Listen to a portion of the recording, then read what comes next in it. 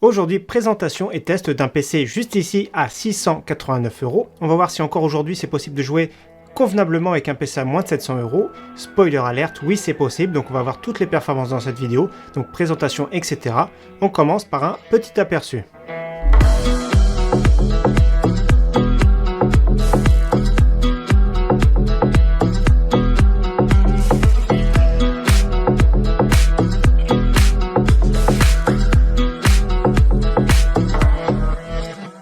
Salut tout le monde, c'est Flo et j'espère que vous avez la forme. Donc petit PC en collaboration avec le site PowerLab Paris. Donc on a pas mal échangé par mail pour vous proposer une belle configuration. Vous allez voir que la configuration est vraiment honorable pour ce prix-là. Donc c'est possible de jouer sans problème. J'ai testé sur 10 jeux en 1080p dans de très bonnes conditions. Donc j'ai fait des tests en 1080p qualité élevée.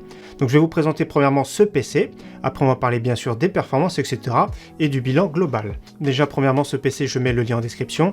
Donc c'est à une durée limitée, faites bien attention, il y a un rebours, donc ça va pas durer éternellement. Donc précision, pour certains ça peut être logique, mais pour d'autres non. Donc ce PC sera assemblé, livré avec une garantie de 2 ans. Donc 689 € c'est super correct. Il y a quelques petites options à prendre, je vais vous en parler après. Et dans tous les cas, ce qui est bien, c'est que la plateforme est moderne, vous allez voir. Donc premièrement, le boîtier, c'est moi qui l'ai choisi, c'est le Ximatec Aero, boîtier format micro ATX. Donc moi j'aime bien parce que regardez, tout prend bien sa place, ça fait pas perdu dans le boîtier. Je vais l'allumer après, deux ventilateurs RGB en façade. Il n'y a pas le troisième en extraction à l'arrière. Le troisième, c'est une option qui coûte 1 €, donc je vous conseille de l'ajouter parce que ça permet d'évacuer de l'air chaud. Donc le seul défaut de ce boîtier, c'est qu'au niveau du water cooling sur le top, ça va être impossible. Ce sera plutôt en façade. Donc sur le top, c'est deux ventilateurs de 12 cm. Donc si ce boîtier vous plaît pas parce que vous aimez pas le blond, parce que vous le trouvez trop petit, il y a également une option qui coûte 9,96 € avec le BitFenix Nova Mesh. Donc c'est bien parce qu'il est beaucoup plus grand, format TX. Donc pour le water cooling et tout ça, c'est mieux. Donc Mesh avec du verre trempé également. Celui-ci a du verre trempé, je vous le montre. Donc le beau petit verre trempé, je l'ai mis de côté. Donc il y a des films des deux côtés. Pourquoi j'ai mis de côté ? Vous savez très bien que c'est fragile. Donc déjà ce PC était bien protégé, il y a tous les packs ici. On va découvrir la configuration ensemble. Donc c'est une plateforme moderne avec une carte mère de chez Asus Prime B660. MA-D4, donc D4 pour DDR4. Et donc à bord on a mis un petit Core i3 12100F. J'aime beaucoup ce processeur, c'est vraiment une pépite dans cette gamme de prix. Franchement, il n'y a pas mieux en face. Il est plus performant en jeu qu'un Ryzen 5 5500 par exemple, qu'on voit régulièrement. Et en plus de ça, la plateforme, plus tard via une mise à jour, on pourrait mettre par exemple dessus un Core i5 13400F ou 12400F bien sûr, mais 13400F sans souci. Donc ça peut booster un peu les performances. Pour l'upgrade, c'est bien. Alors qu'une plateforme aujourd'hui AMD Ryzen, surtout AM4, au niveau de l'upgrade, c'est plus compliqué. Donc la plateforme top, on a mis 16 Go en DDR4 3600, donc deux barrettes de 8 Go. Voilà le petit kit qui fait bien 3600, c'est vraiment excellent. C'est vrai qu'entre 3002 et 3006, c'est pas non plus un fossé, mais dans tous les cas, ça fait 16 Go. 16 Go, c'est vraiment l'idéal pour tout le monde, surtout pour jouer. D'ailleurs, on va voir tout à l'heure le benchmark de Warzone, il tape jusqu'à 15 Go, donc il consomme énormément Warzone. Au niveau stockage, il y a un SSD qui est derrière, je vais vous le montrer en 480 Go de la marque PNY. Et donc au niveau de la carte graphique, qui est juste ici, c'est très rare encore aujourd'hui, GTX 1660 Super, donc elle date un petit peu, et je suis surpris au niveau des performances encore aujourd'hui en 2022 qui sont vraiment super correctes. Donc au niveau performance, c'est vraiment très proche d'une RTX 3050, un tout petit peu moins bien, je vais dire 2-3% de moins bien. Mais surtout au niveau du prix, c'est beaucoup moins cher ici parce qu'une RTX 3050, j'aurais bien voulu en voir à 279 €, mais je crois que le moins cher que j'ai vu c'était 329, 339. Donc au niveau performance, c'est très proche et donc ce PC sera vraiment idéal pour jouer en 1080p. Donc je vous montre de plus près ce qu'elle donne cette carte graphique. Il y a même une backplate, tout ça. Elle est très correcte. Au niveau du bruit, je vais en parler aussi après. Donc déjà, une plateforme franchement pas mal. Si vous voulez un ventirail en plus en option, je crois que le moins cher c'est 35 €. Après, vous pourrez en rajouter un plus tard sans souci. Il y en a des pas mal dans les 30 €, notamment le Thermalright, qui est vraiment excellent. Donc regardez au niveau du cable management, tout prend bien sa place de ce côté-là, il y a zéro souci. Au niveau de l'alimentation, comme vous voyez, Corsair, alors c'est pas la gamme CV, c'est la gamme au-dessus CV, c'est vraiment l'entrée de gamme de chez Corsair, qu'on retrouve dans beaucoup de PC assembleurs. Là, c'est la gamme CX, c'est une gamme supérieure, en 650 watts modulaire, donc pour ce prix-là, franchement, ça fait plaisir. Vous êtes tranquille pour une upgrade au niveau de la carte graphique. Après, c'est vrai qu'au niveau de la longueur sur ce boîtier, c'est un petit peu limité, mais dans tous les cas, 650 watts de qualité, ça fait plaisir dans ce budget. On va regarder le cable management, et donc je tiens à préciser aussi, c'est que l'alimentation, c'est le modèle 2021, donc le tout dernier modèle. Allez, c'est parti. Regardez, franchement, super correct le cable management, zéro souci, c'est vraiment très simple, tout prend bien sa place. Il y a l'USSD SATA ici, PNY juste en bas, 480 Go, il y a l'option NVMe.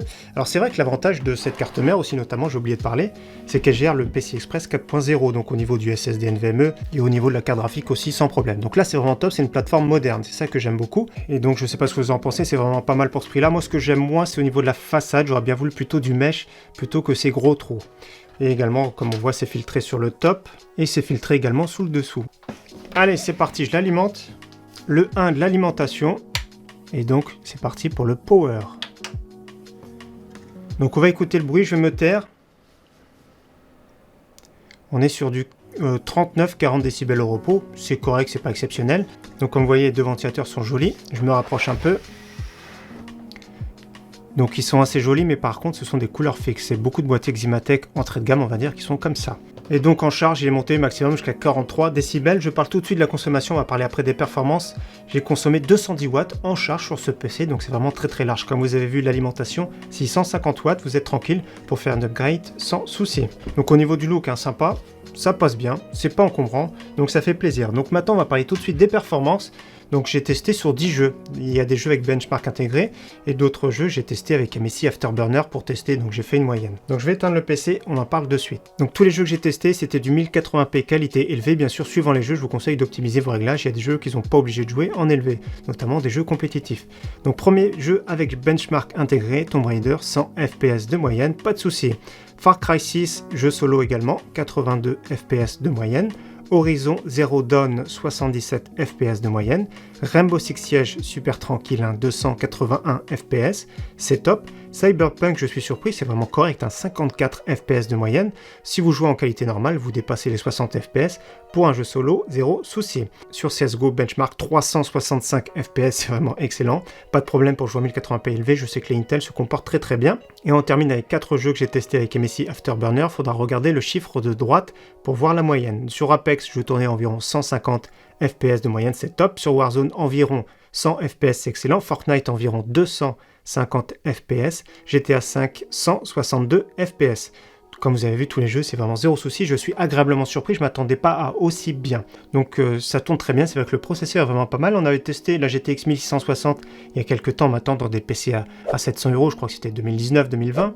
Donc c'était bien, mais actuellement le processeur là, le Core i3 12100F, est supérieur aux ceux que je mettais dans les PC à l'époque. C'est pour ça que les scores sont vraiment pas mal.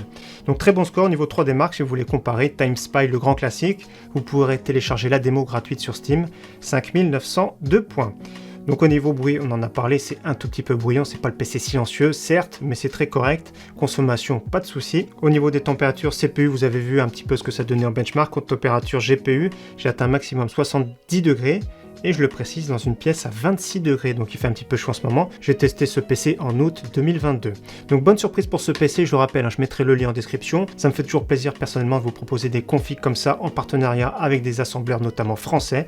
Donc j'ai présenté récemment Infomax ici PowerLab, donc ce sont des voisins à rue Montgalais Paris. Et donc dans tous les cas, j'espère encore une fois que cette vidéo vous aura plu. Je vous dis à très bientôt sur ma chaîne.